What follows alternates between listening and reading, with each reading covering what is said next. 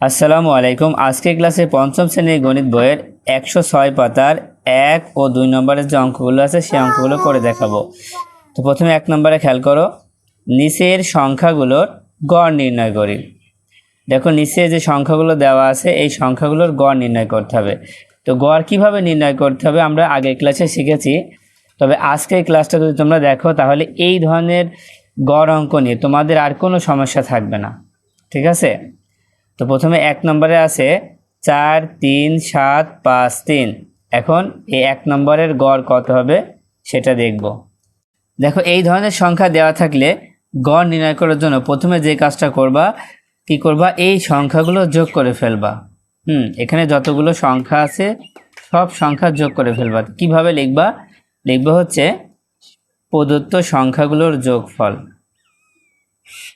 প্রদত্ত সংখ্যাগুলোর যোগফল।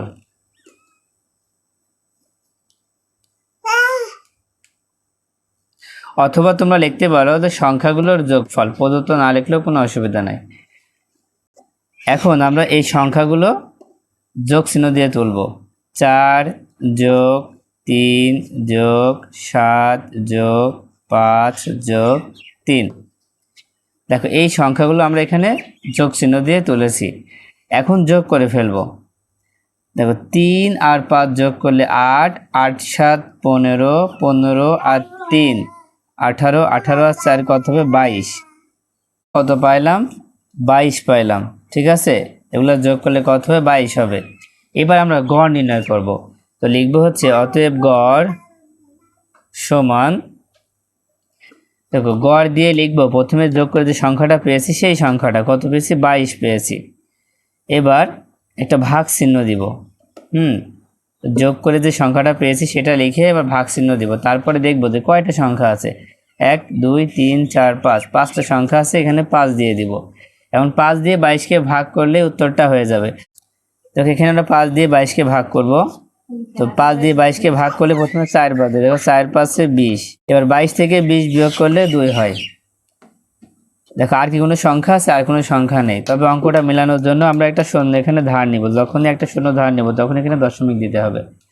এবার 5 দিয়ে আবার 20কে ভাগ করলে 4 5 20। তাহলে কত হচ্ছে? 4.4 হচ্ছে। দেখো 22কে 5 দিয়ে ভাগ করলে আমরা পাচ্ছি হচ্ছে 4.4। এটাই কিন্তু উত্তর। এবার 2 নম্বর অঙ্কটা খেয়াল করো। এখানে আছে 2 3 5 8 4 2 5 2 4 3 7। দেখো অনেকগুলো সংখ্যা আছে।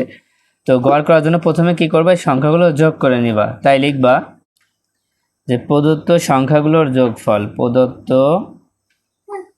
সংখ্যাগুলোর যোগফল।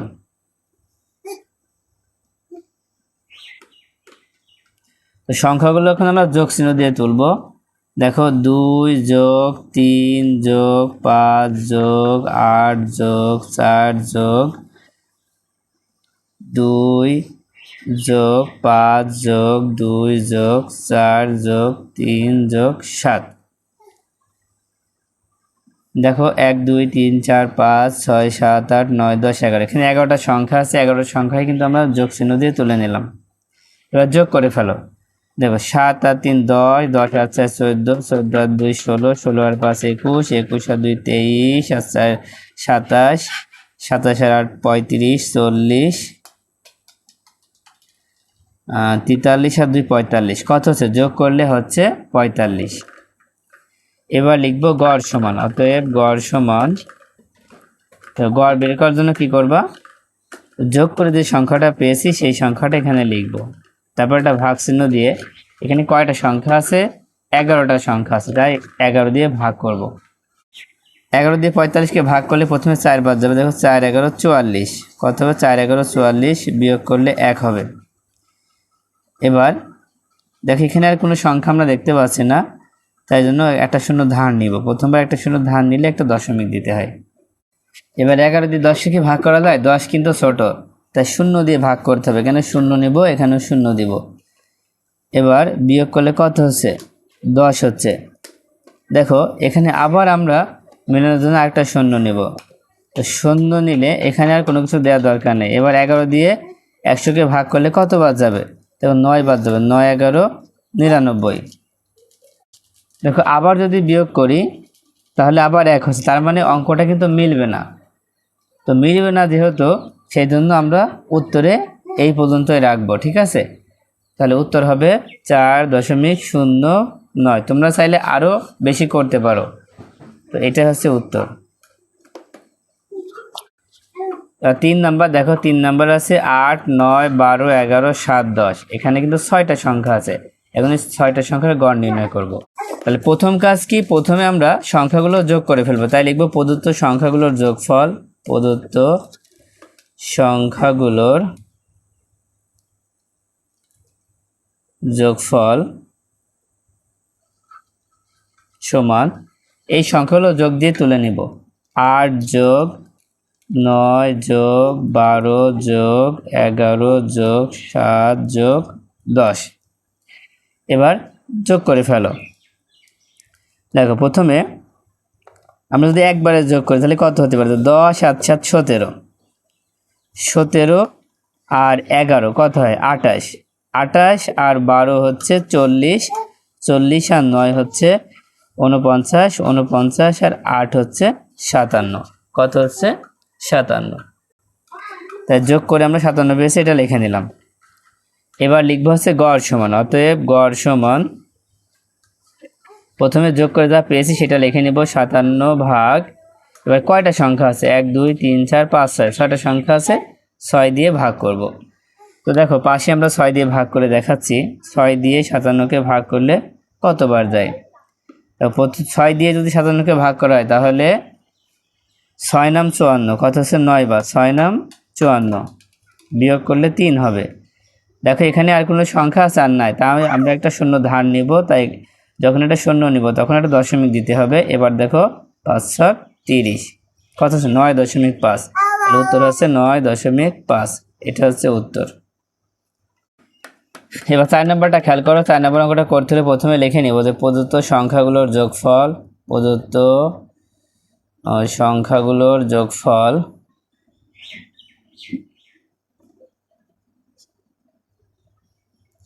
সংখ্যাগুলো যোগ দিয়ে তুলে ফেলো। দেখো 17 যোগ 16 যোগ 20 যোগ 19 যোগ 15 যোগ 21। এবার যোগ করে ফেলো।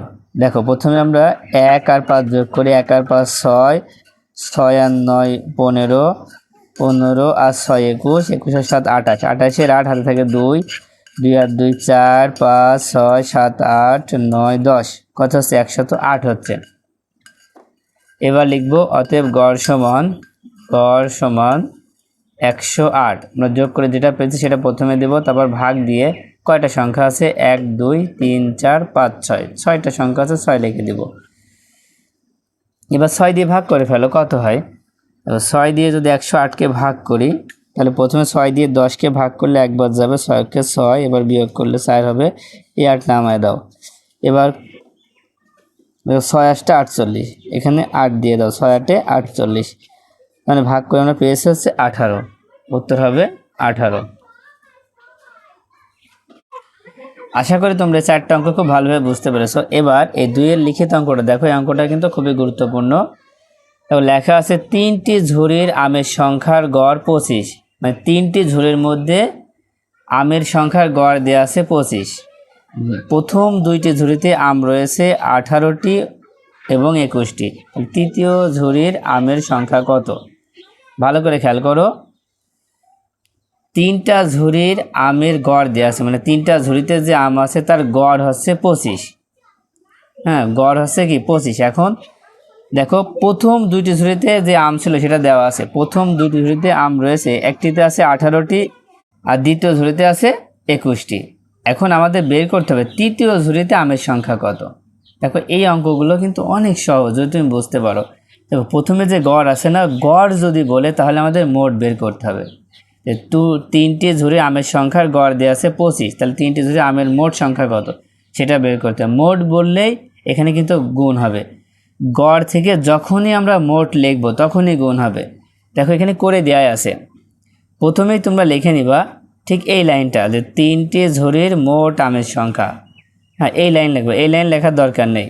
এমনি এখানে বলা হচ্ছে যে প্রথমে 3টে ঝুড়ির মোট আমের সংখ্যা বের করতে হবে, তার মানে ওরা বলছে করতে হবে, তার মানে প্রথম লাইন হবে এমন যে 3টে ঝুড়ির মোট আমের সংখ্যা, এই 25 সাথে 3 গুণ করতে হবে।